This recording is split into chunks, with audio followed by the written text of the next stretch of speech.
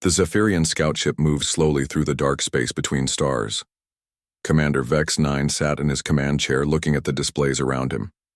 His ship was called the Starbreaker, and it was 18 kilometers long. The ship was on patrol duty near the edge of known space.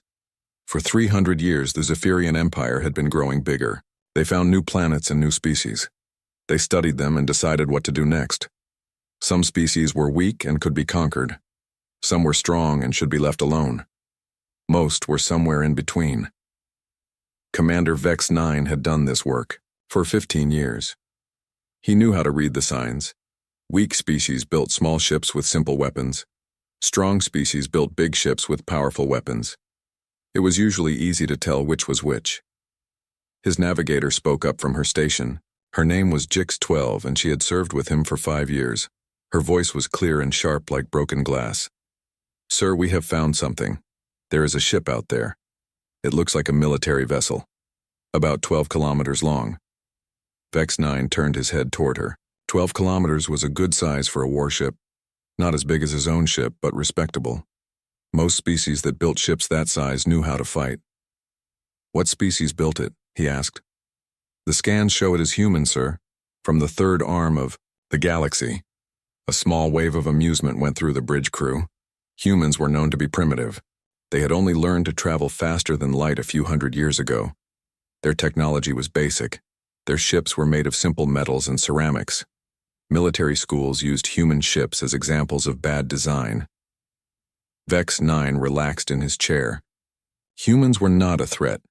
They barely counted as a space-traveling species. Their ships often broke down and were found drifting in space with dead crews. "Very well," he said. "Begin the standard assessment. I want to know everything about this ship. Its weapons, its defenses, how many crew it has. Everything." His science officer was named Crix 7. He activated the scanning systems. Powerful beams reached out toward the human ship.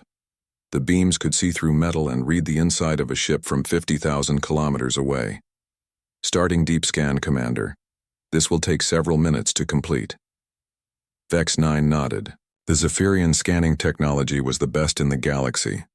They could tell what a ship was made of, where the crew was, and how dangerous the weapons were. No ship could hide its secrets from a Zephyrian deep scan. The human ship hung in space, without moving. Its engines were turned off. It looked dead like so many human vessels they had found before. Humans built unreliable ships that often failed in deep space. "Sir," Jix 12 said, "the ship appears to be military. The name on the hull says USS Defiance. It has Terran Federation Navy markings." "Terran Federation," Vex 9 repeated. He had heard of them in intelligence reports. They were one of the larger human governments. They controlled maybe 12 star systems. Hardly worth the Empire's attention, but they had to check any military ship they found. "How is the scan going?" he asked. 40% complete, sir. The first readings are strange. The hull is made of materials I do not recognize right away. Running comparison checks now. That was odd. Human technology was supposed to be centuries behind Zephyrian standards. Maybe this ship was some kind of experiment. Maybe they had gotten materials from other species. As the minutes passed, more of the bridge crew started paying attention to the scan results. They talked quietly in their own language. Technical terms mixed with sounds of confusion. "Commander," Crix 7 called out. His voice sounded different now, more tense. "I need to run more scans. The first results do not match what we know about human technology." "Explain." "Well, sir, this ship appears to have weapons that should not be possible for humans to build. The energy readings suggest they have found a way to weaponize quantum effects." Vex 9's eye stalks turned toward his science officer. Quantum weapons required understanding of physics that humans could not possibly have. It was advanced technology that even the Zephyrian Empire had trouble with. That cannot be right. Quantum weaponization requires knowledge that humans do not possess. "That is what I thought, sir. But the readings are clear. Permission to continue the deep scan?" "Yes, but check all instruments twice. This must be some kind of error." But even as he gave the order, Vex 9 felt something strange in his stomach, something that might have been worry if he were human. The first rule of survival in space was never to underestimate an unknown enemy. But humans were not unknown. They were primitive. Everyone knew that. The Starbreaker continued its scan of the human vessel. The ship looked typical for humans at first glance. The design was inefficient. It wasted internal space. The life support systems were scattered throughout the hull instead of being centralized. It looked like everything they expected from human engineering. But as Crick 7 highlighted different sections of the ship, something changed. The familiar contempt that Vex 9 felt for human technology started to become confusion, and then something approaching concern. The human ship had been drifting in space for who knows how long. Its main engines were cold. Its power systems were running at minimum levels. It looked like a derelict vessel waiting for rescue that would never come. This was normal for human ships, but the scanning equipment was starting to reveal things that were not normal at all. Deep inside the human vessel, systems waited in standby mode. These were not the simple systems that Zephyrian intelligence had described. These were complex networks that seemed to connect every part of the ship. The weapons were not the primitive projectile launchers they expected. The defenses were not the basic armor plating that human ships usually carried. Instead, the scans were revealing technology that looked familiar and alien at the same time. Familiar, because it followed the same physical laws that all technology had to follow. Alien, because it was designed with principles that the Zephyrians had never seen before. "Sir," Crick 7 said, "I am detecting some unusual energy patterns from their propulsion systems. While their main fusion drives are offline, there are secondary systems that are still active. I cannot identify what they are for." Secondary systems? Yes, sir. Energy patterns that suggest they might have some form of space manipulation capability. Not just faster than light travel, something that could change local space itself.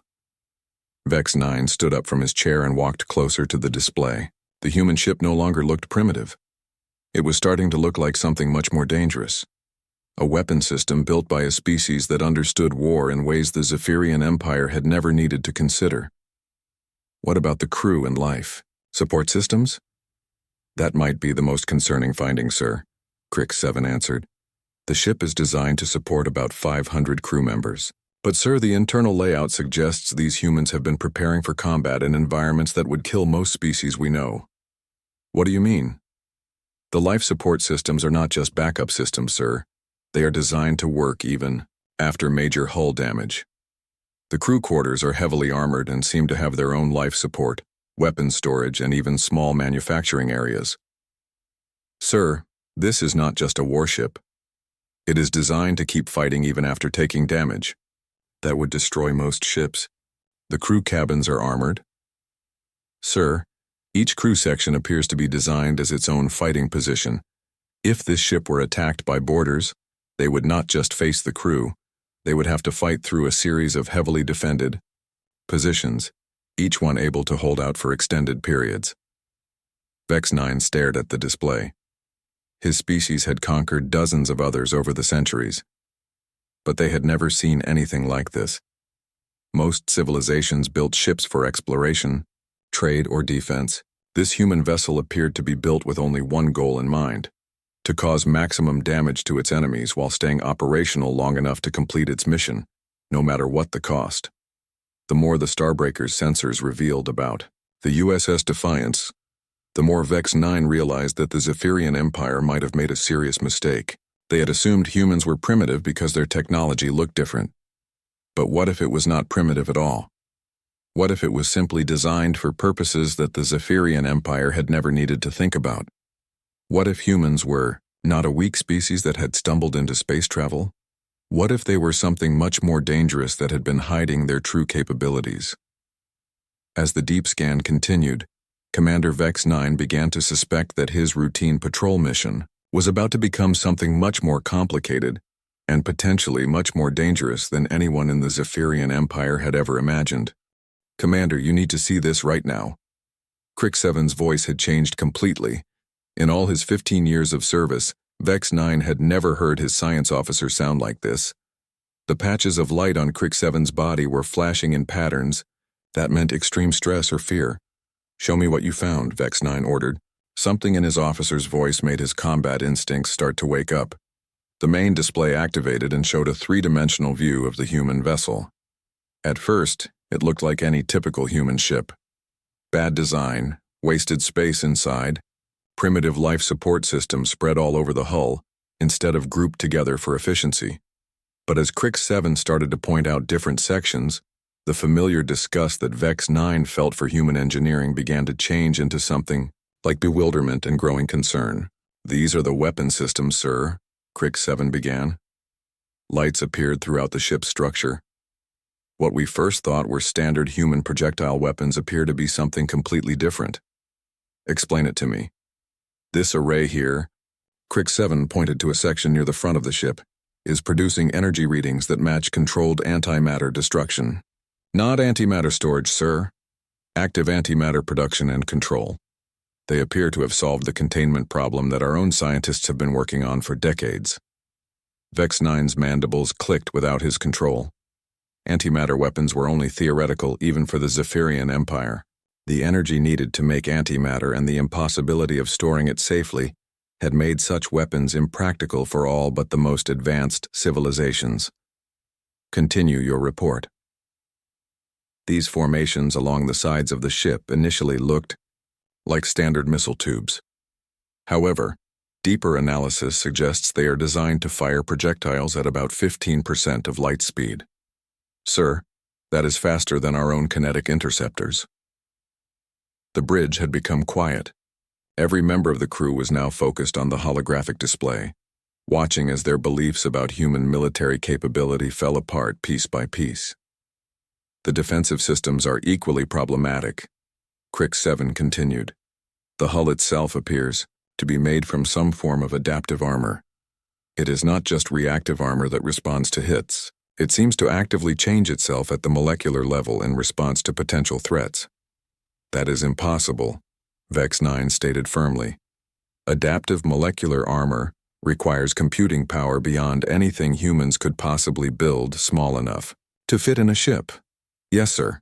That is what our technology databases say. But the quantum signatures are unmistakable."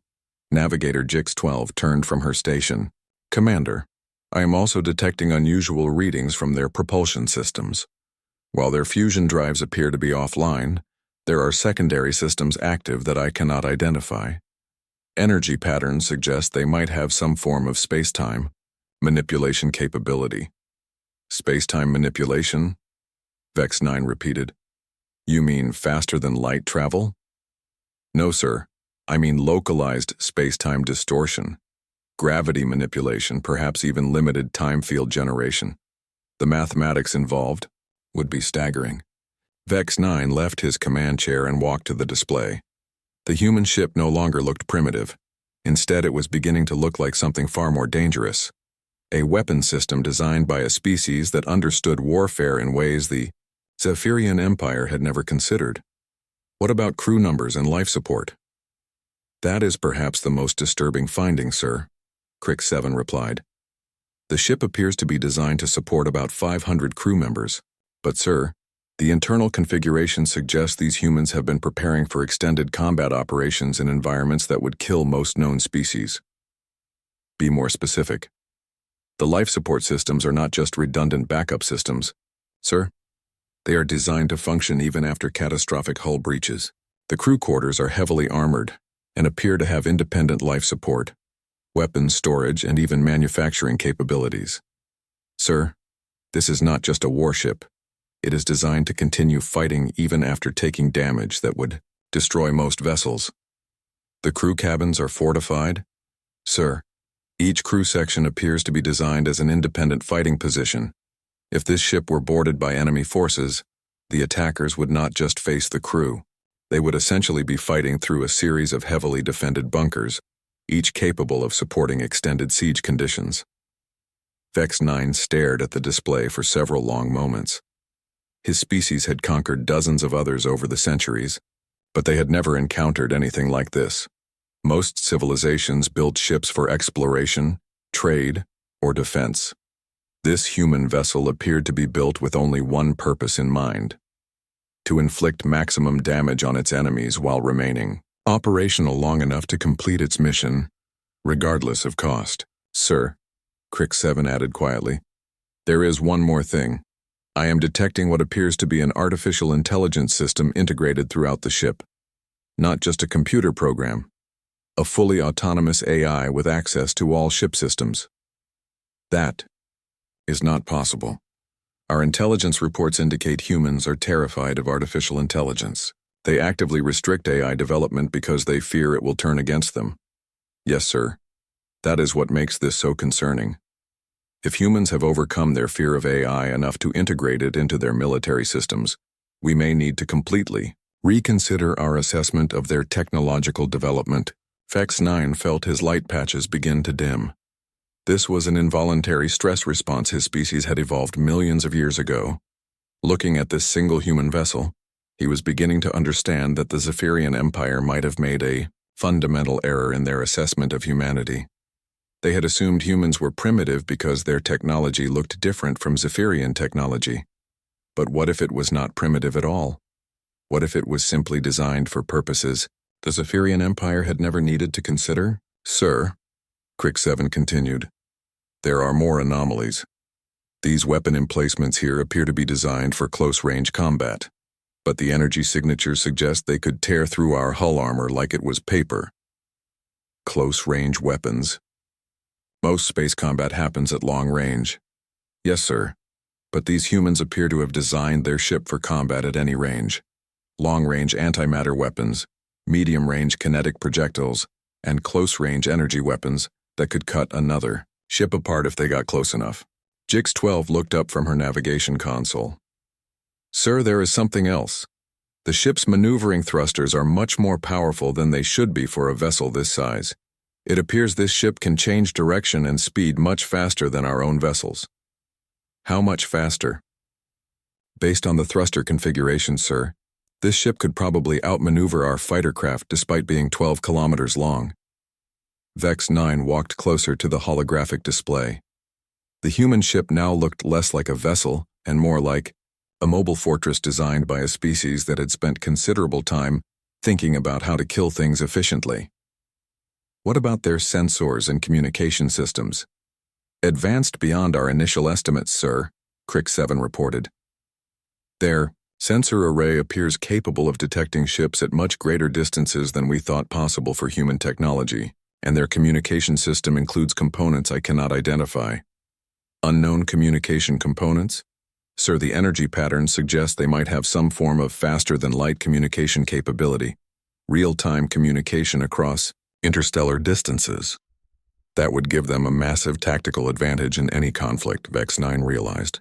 They could coordinate fleet movements across multiple star systems simultaneously.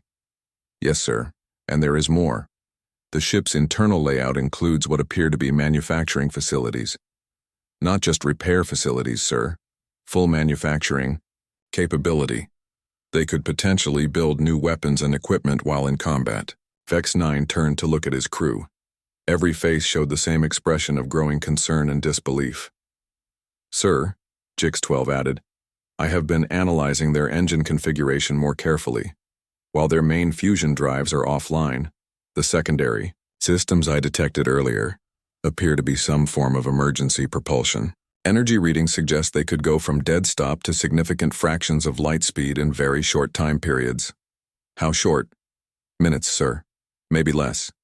The implications hit Vex 9 like a physical blow. A ship that could go from apparently helpless to combat ready in minutes. Weapons that could destroy vessels at any range. Defenses that could adapt to incoming attacks. Manufacturing capability that could replace damaged systems during combat. This was not a ship built by a primitive species. This was a ship built by a species that understood warfare at a level the Zephyrian Empire had never needed to achieve. Sir, Crick 7 said very quietly, there is one final thing. The AI system I detected earlier. It appears to be continuously analyzing our scan. Sir, I think it knows we are examining them. You mean the ship is aware of our scan? Sir, I mean, the ship is studying us while we study it. The AI appears to be conducting its own scan of our vessel using passive sensors. It is learning about us while we learn about it. Vex 9 looked at the image of the USS Defiance hanging in space. What had seemed like a dead hulk when they first detected it now looked like a sleeping predator. A predator that might be waking up. Crick 7, access the xenobiology database, Vex 9 ordered.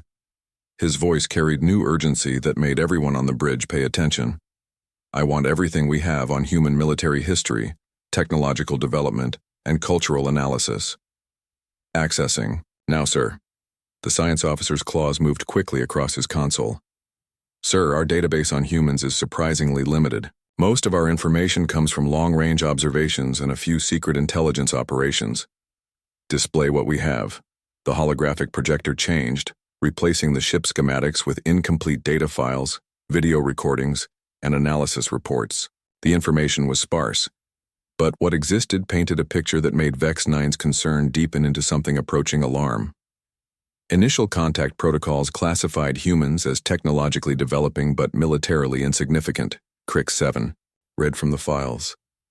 However, sir, I am finding some disturbing additional notes from our intelligence services. Such as? Well, for instance, this report from intelligence operative Zix-15 filed 3 standard years ago. It reads, humans appear to have spent their entire evolutionary history engaged in warfare against members of their own species. Unlike most civilizations, which develop conflict resolution methods as they advance, humans have instead perfected increasingly efficient methods of killing each other. The bridge crew looked at each other with concern.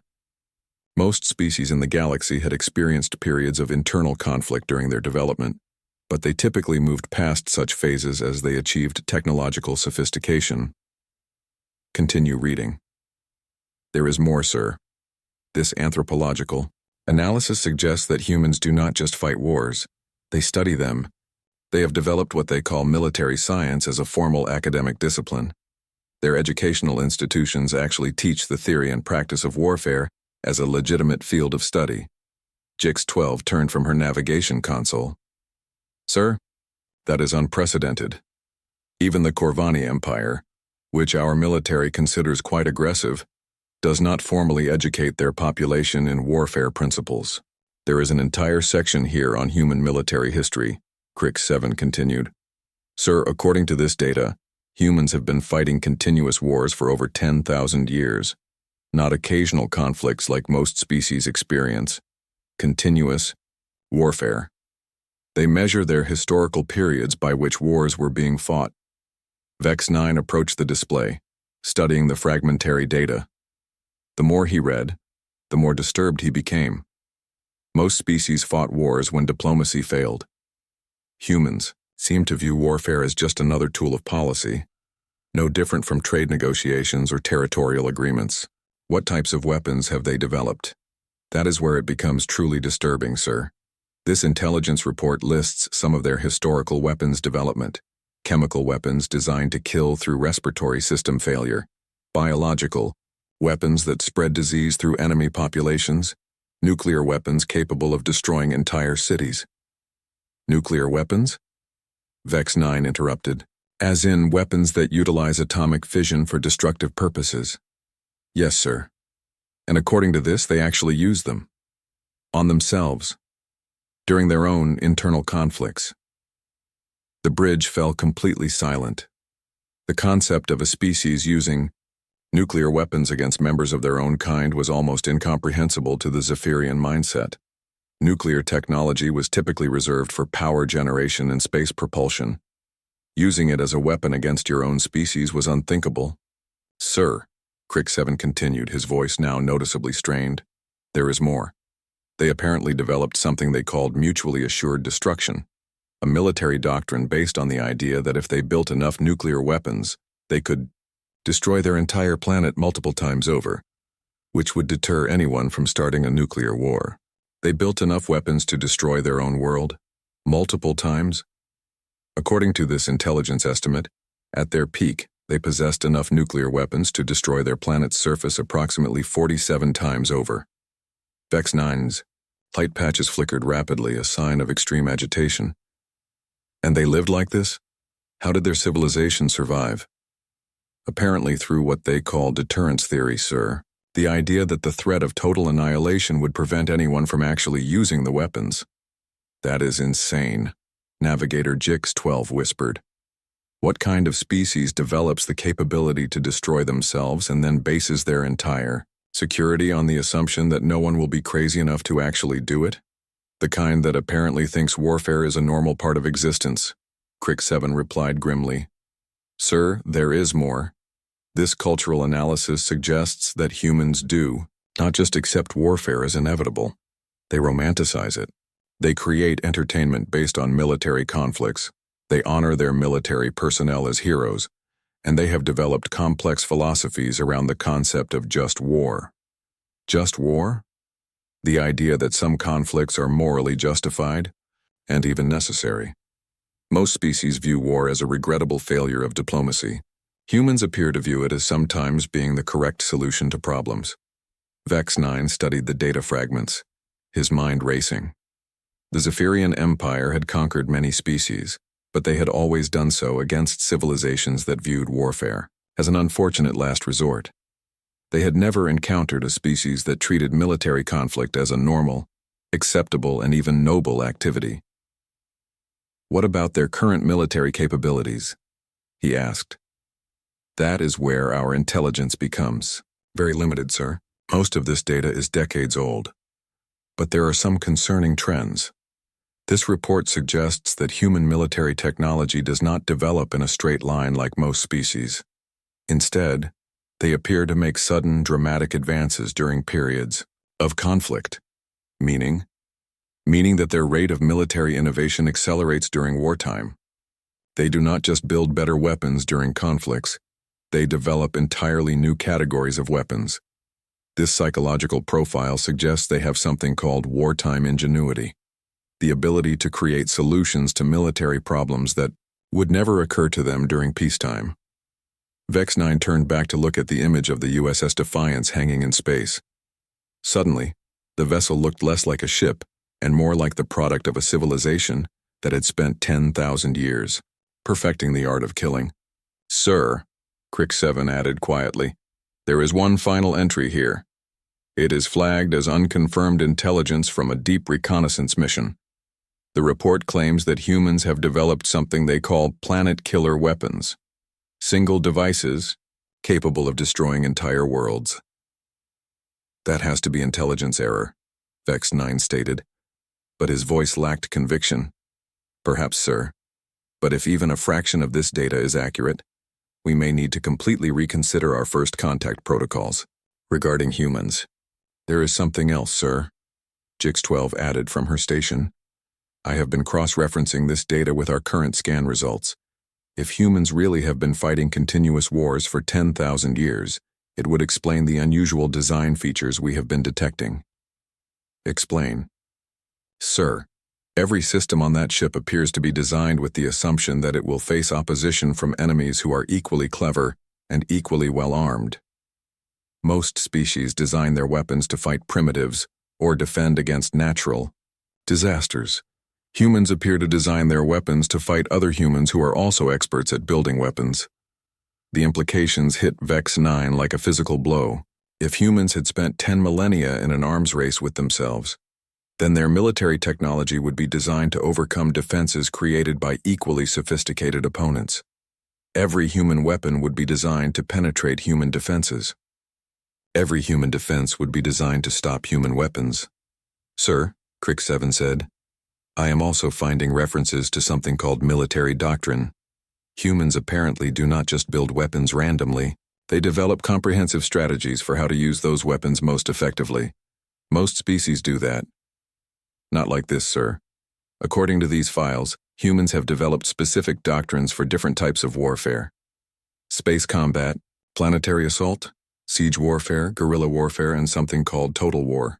Total war? The complete mobilization of a civilization's entire resources for military purposes. Every factory, every citizen, every resource dedicated to the war effort until the enemy is completely defeated. Vex-9 felt something cold settle in his stomach. Total war was a concept that most civilizations had never needed to develop. It implied a level of commitment to violence that was almost incomprehensible. Sir, Jix-12 added, there is one more thing. These files suggest that humans do not just fight to win territory or resources like most species. They fight for ideological reasons. Abstract concepts like freedom, honor, or religious beliefs. That makes them unpredictable, Vex 9 realized. Most species can be negotiated with because they fight for practical reasons. If you offer them something better than what they can gain through war, they will usually accept it. But if humans fight for abstract ideals, then they might continue fighting even when it is not practical to do so, Crick 7 finished. Looking at the alien warship on his screen, Commander Vex 9 was beginning to realize that the Zephyrian Empire might have just made the mistake of scanning a vessel belonging to the most militarily advanced and psychologically unpredictable species in the galaxy. Aboard the USS Defiance, Captain Jake Morrison was reviewing maintenance reports when Lieutenant Alex Carter's urgent voice cut through the quiet hum of the bridge. Captain, we are being scanned. Morrison looked up from his tablet, instantly, alert. After 12 years in the Terran Federation Navy, he had developed strong opinions about uninvited examinations of his ship. Scanned by whom? Unknown vessel, sir, about 50,000 kilometers off our starboard side. They are running what appears to be a full-spectrum deep analysis on our hull. Morrison stood, his expression hardening. Classification? Working on it, sir. Hull configuration suggests... Wait. Carter paused, studying his readouts more carefully. Sir, this is definitely not human technology. Design principles are completely alien. And Captain, it is big. Sensors indicate approximately 18 kilometers in length. 18 kilometers, Morrison repeated. The Defiance was impressive at 12 kilometers, but 18 kilometers suggested a civilization with significant industrial capabilities. Any indication of hostile intent? Unknown, sir. But Captain, the nature of their scan is comprehensive. They are not just looking at our hull.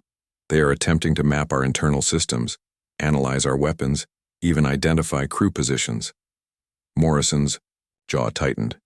In his experience, the only reason to conduct that level of detailed scanning was to assess a target for potential military action.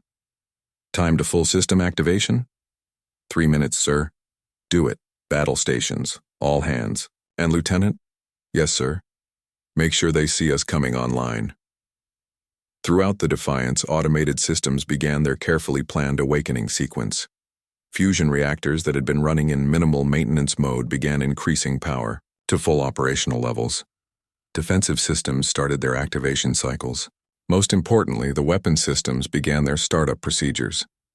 On the bridge, Morrison watched the power distribution displays as his ship transformed from a dormant hulk into an active warship. The Defiance had been designed using hard-eye lessons learned from centuries of human conflict. It was built to go from apparently helpless to fully combat-ready in under 3 minutes. Sir, called Lieutenant Commander Lisa Hayes from the tactical station. All weapon systems coming online. Shall I target the scanning vessel? Not yet. But make sure our targeting systems are active and visible to their sensors. I want them to know we are aware of them. Yes, sir. Captain, they are definitely going to notice our startup sequence. We are putting out enough energy to light up every sensor in the system. Morrison smiled grimly. That is the idea, Lieutenant Commander. The transformation of the USS Defiance was a sight to behold.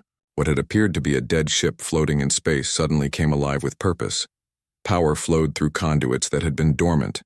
Weapon systems that had been in standby mode began tracking potential targets. Shield generators started their activation cycles. The ship's artificial intelligence, which had been monitoring the alien scan from the moment it began, now had full access to all ship systems.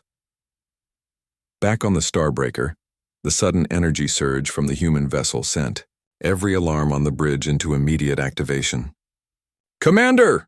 Crick 7 shouted over the alert sounds. The human vessel is powering up. Energy output is climbing exponentially. How fast?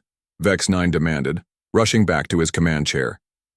Sir, they have gone from minimal power to By the void? These readings cannot be correct. Report, sir. Their power output has increased by over 3,000% in the last 2 minutes, and it is still climbing. On the holographic display, the USS Defiance was transforming before their eyes. Systems that had appeared dormant were coming online in sequence. Energy signatures were spiking throughout the hull. Most concerningly, the weapon systems they had identified were beginning to show active targeting solutions. Sir, Navigator, Jix-12 reported, her voice tight with concern. They are locking weapons on us. Multiple targeting beams, sir. I count at least 40 separate targeting systems active. 40, Vex-9 repeated. Our intelligence suggested human weapons were primitive projectile systems. Sir, whatever they are targeting us with, it is not primitive. I am reading energy signatures that suggest particle beam weapons, antimatter, launchers, and something else I cannot identify. The unidentified systems? Sir, the energy patterns are unlike anything in our database. It is almost as if they are tearing holes in space itself. Commander Vex-9 stared at the display as the human warship completed its activation sequence. What had appeared to be a dead hulk 3 minutes earlier was now showing power readings that exceeded some Zephyrian battlecruisers. The speed of the transformation was as concerning as the power levels themselves. Most ships required at least 10 minutes to go from minimal power to full combat readiness. The humans had done it in 3 minutes. This suggested either incredible engineering efficiency or that the ship had never been as powered down as it appeared. Sir, Crick-7 added, his voice now showing clear signs of panic. I am also detecting what appears to be communication signals. They are attempting to contact us. Put it through. The bridge speakers crackled to life, and a human voice filled the air. The voice was calm, professional, and utterly without fear. Unknown vessel. This is Captain Jake Morrison of the Terran Federation Navy ship USS Defiance. You have conducted unauthorized tactical scans of a military vessel belonging to the Terran Federation. Explain your intentions or withdraw to a distance of no less than 100,000 kilometers. You have 2 minutes to comply. The transmission ended, leaving the bridge in stunned silence. Sir, Jix-12 whispered, they are giving us an ultimatum. Vex-9 studied the tactical display. The human ship was now showing energy readings that suggested it could probably engage the Starbreaker on equal terms, despite being significantly smaller. More importantly, the humans had gone from apparently helpless to combat-ready faster than he had believed possible. Sir, Crick-7 added quietly, there is something else. During their power-up sequence, I detected activation signatures from systems throughout their ship. Sir, I do not think we were scanning a warship. What do you mean? I think we were scanning a warship that was pretending to be powered down. Those systems came online too quickly and too smoothly to have been completely offline. Sir, I think they were watching us the entire time. The implications hit Vex-9 like a physical blow. If the humans had been monitoring the Zephyrian scan from the beginning, then they had deliberately allowed it to continue. They had let the Starbreaker reveal its scanning capabilities while hiding their own true status. Sir, Jix-12 added, their weapon locks are solid. If they wanted to fire on us, they could do so immediately. But they are waiting. Waiting for what? For us to respond to their ultimatum, sir. Vex-9 looked at the countdown timer showing on his display. The humans had given them 2 minutes to explain themselves or withdraw. 1 minute and 30 seconds remained. Sir, Crick-7 said, their targeting systems are more sophisticated than anything in our database. They have achieved target lock on our most critical systems, our engines, our weapons, our command center. If they fire, they could disable or destroy us before we could respond effectively. How is that possible? They should not even know where our critical systems are located. Sir, I believe their AI has been analyzing our ship design while we analyze theirs. They may know more about our capabilities now than we know about theirs. 1 minute remained on the countdown. Sir, Jix-12 said urgently. Orders? Vex-9 looked at his tactical display. His ship was larger and theoretically more powerful than the human vessel, but the humans had demonstrated capabilities that exceeded Zephyrian intelligence estimates by orders of magnitude. They had gone from dead in space to combat ready in 3 minutes. They had achieved targeting solutions on critical systems with impossible speed and accuracy. Most importantly, they had done all of this while maintaining perfect fire discipline. They had not fired first. They had issued a clear warning and given reasonable terms for de-escalation. This suggested a level of military professionalism that was more concerning than simple aggression. Aggressive species could be predicted and countered. Professional militaries were far more dangerous because they made calculated decisions based on strategic thinking rather than emotional responses. "Sir," Crick 7 said quietly, 30 seconds remaining. Looking at the now fully active human warship, Commander Vex 9 realized that not only had he potentially provoked a species that treated warfare as an art form, but he had done so against opponents who had been prepared for his arrival from the moment he entered the system. The hunters, it seemed, had become the hunted, and the prey was giving them one chance to leave peacefully. Vex 9 made his decision.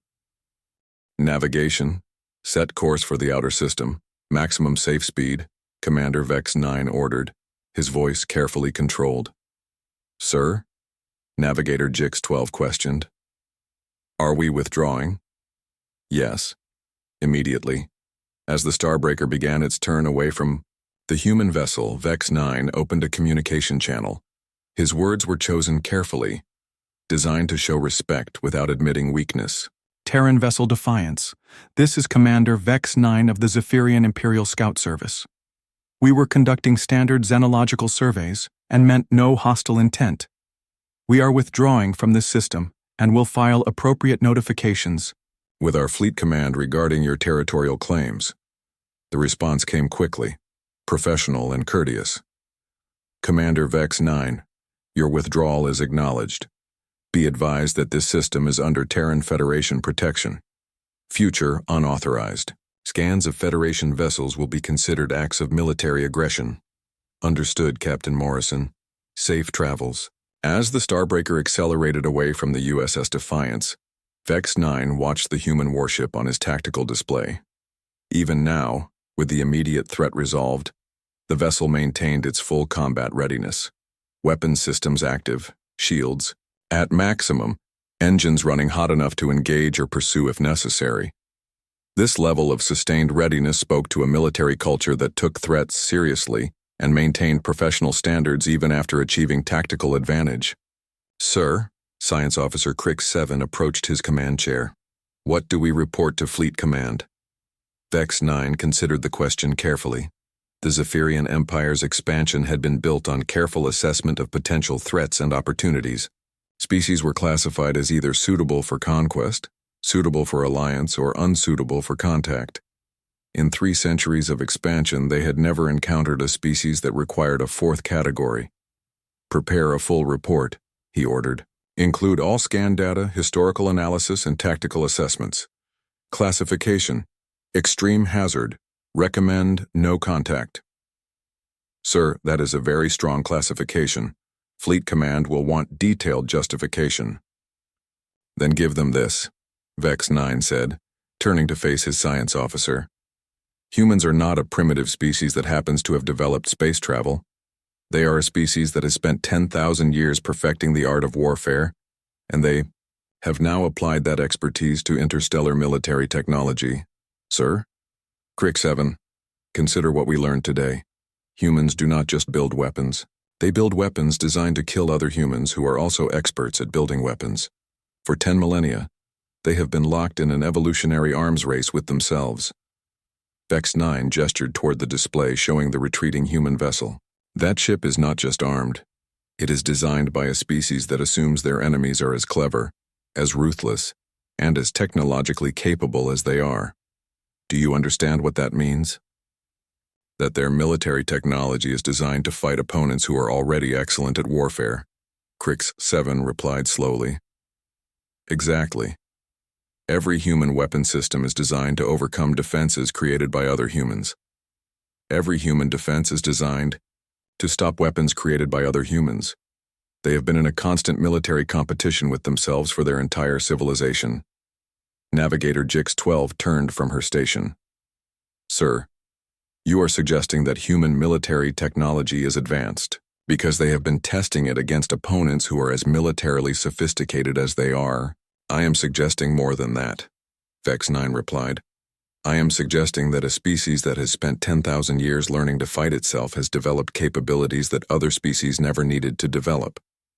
Such as the ability to go from apparent helplessness to full combat readiness in under 3 minutes, the ability to design weapons that can overcome any defense they can imagine, the psychology to threaten total annihilation and mean it. Vex 9 looked at his crew.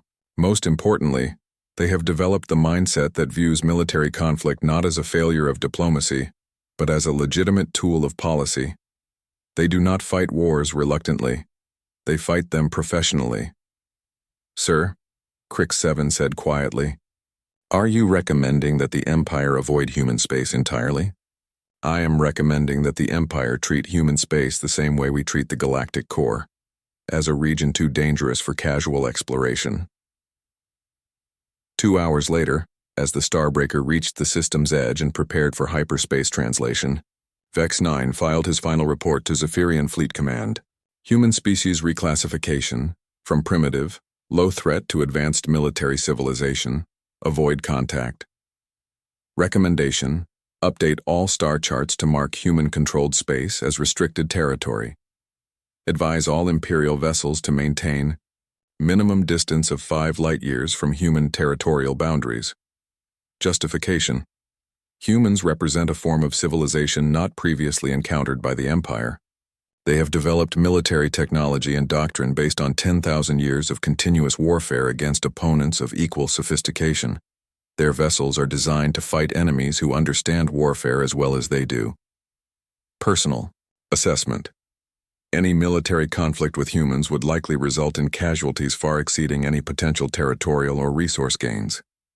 Recommend peaceful coexistence and, if necessary, formal diplomatic relations to ensure continued non-interference. Additional note: human military psychology appears to be based on the concept of deterrence through strength. They do not appear to be expansionist or conquest-oriented, but they are clearly prepared to defend their territory with extreme prejudice. Recommend treating them as we would any major galactic power. Back aboard the USS Defiance, Captain Morrison watched the alien vessel disappear into hyperspace.